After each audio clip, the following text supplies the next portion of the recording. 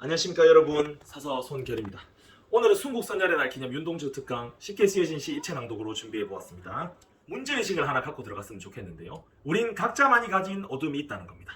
예를 들어서 자존감이 떨어질 만한 특정한 사건이라든가, 아니면 내 성격이 좀 못돼서, 아니면 성적이 떨어져서, 아니면 내 외모가 만족스럽지 않아서 느끼는 것도 있고, 폭력적인 가정 분위기, 더 나아가서는 이 세계의 평화와 또 굶주리고 있는 아이들 등에 대한 마음으로 각자가 어둠을 느끼곤 합니다. 이런 가운데 어떻게 해야 할지 윤동주 시인을 통해서 한번 알아봤으면 좋겠습니다. 윤동주 시인은 당시에 오늘처럼 비 오는 날의 밤에 방에 혼자 앉아서 생각하면서 시 한 편을 쓰게 됩니다.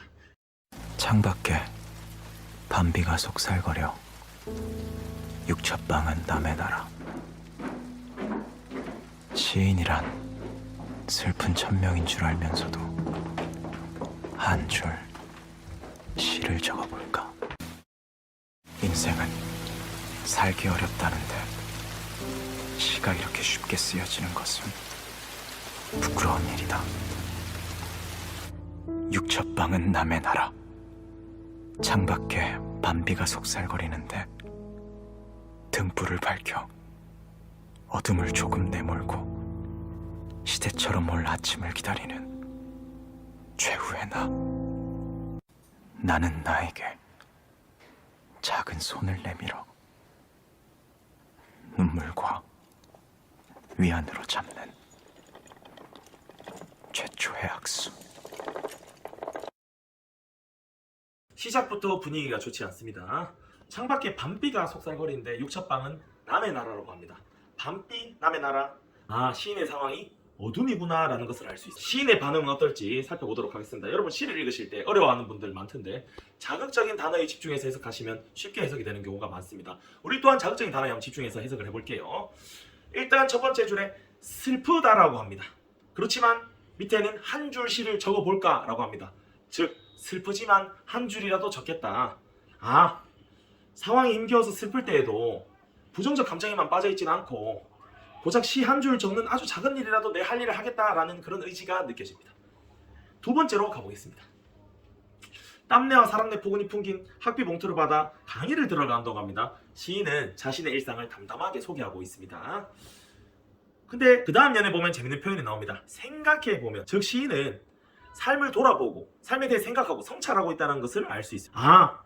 바쁜 일상을 살고 있지만 그 일상에만 푹 빠져 삶을 돌아보지 않는 건 큰 비극이겠구나. 조금이라도 시간을 내어 삶을 돌아봐야 하는구나 라는 생각이 들었어요. 전통적으로 밤은 성찰의 시간. 시인도 심지어 밤비가 내리는 밤에 성찰하고 있습니다. 하지만 현대인의 밤은 어떤가요? 스마트 기기 불빛으로 여전히 환하기만 합니다. 게다가 예루살렘의 아이만이라는 책이 있습니다. 여기 책에 나오는 아이만은 정말로 나쁜 짓을 많이 저지른 사람인데 그 사람이 그 나쁜 짓을 저지르게 만든 것은 맨 밑에 줄에 나와있듯 순전한 무사유였다. 즉 생각이 없었다라는 얘기. 생각이 없고 성찰이 없는 삶은 우리가 그냥 평범하게 살아가겠지라고 생각할 수 있지만 사실 그렇지 않습니다. 생각이 없거나 성찰하지 않는 삶은 악으로 부정부패로 치달을 때가 되게 많습니다. 그래서 잘못을 저지른 사람이 흔히 하는 말이 그때는 별 생각 없이 그랬다라고 합니다.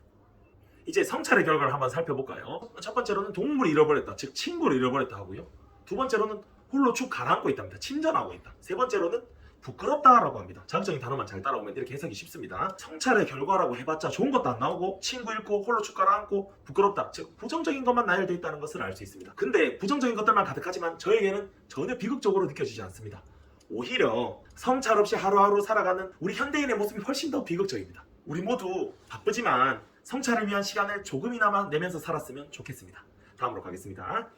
육첩방은 남의 나라. 창밖에 밤비가 속살거리는데 성찰이 끝나고 다시 현실로 돌아온 시인의 모습을 볼 수 있습니다. 즉 성찰에만 머무르면 안 됩니다. 성찰이 끝났으면 다시 현실로 돌아와서 성찰한 만큼 오히려 현실을 더욱 풍요로운 곳으로 만들어야 합니다. 어둠은 항상 있을 것인데 우리는 어떻게 해야 될까요? 넉넉히 가만히 있어야 되나요? 시인은 이렇게 말하더라고요. 등불을 밝혀 어둠을 조금 내몰고 어둠에 좌절만 하지 않겠다. 작은 등불이라도 밝혀서 어둠을 조금이나마 내몰겠다. 근데 솔직히 작은 등불 하나 밝힌다고 어둠이 다 사라지나요? 전혀 아닙니다. 하지만 분명히 의미가 있습니다.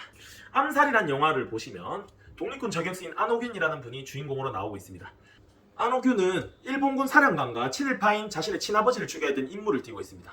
이 임무를 나가기 전 안호균이 질문을 하나 받습니다. 솔직히 그 둘을 죽인다고 독립이 되나? 그때 안호균의 대답이 예술입니다. 그 둘을 죽인다고 독립이 되냐고? 모르지. 그치만 알려줘야지 우린 계속 싸우고 있다고. 또 테레사 수녀님도 비슷한 질문을 받았습니다. 수녀님, 이렇게 열심히 봉사활동한다고 전 세계의 모든 굶주린 아이들의 문제가 해결될 것 같습니까? 수녀님 뭐라 대답하셨냐? 우리가 하는 일은 겐지스 강에서 물 한 컵 덜어내는 일에 지나지 않겠지만 그래도 겐지스 강의 강물은 그만큼 줄어들어 있을 것입니다.